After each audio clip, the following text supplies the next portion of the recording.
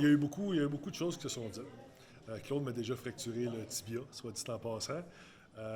On y était au Colorado.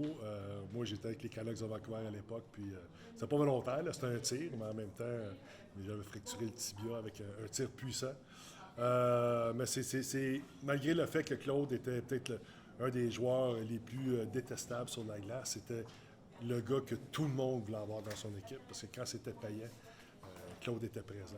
La répartie, je pourrais être ici jusqu'à demain matin, là, mais je veux dire, les meilleures lignes de répartie, c'est lui qui les avait.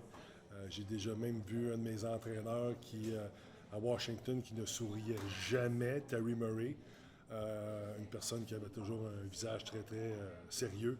Pendant un match avec une altercation avec Greg Berube, Claude avait dit quelque chose que je ne répéterai pas ici aujourd'hui, mais c'est la première fois, moi, on voyait notre entraîneur plier en deux, rire de ce que Claude venait de dire, mais Claude ne s'en laissait pas imposer. C'est plate à dire, mais on arrive à ce moment-là, surtout des gars de ma génération. Moi, j'ai 56 ans, Claude en avait 60.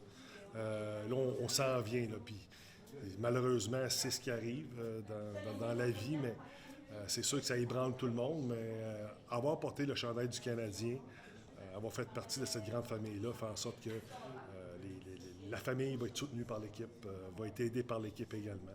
Et au moins, on peut dire ça de Claude. Il a porté le chandail du Canadien et d'autres équipes également.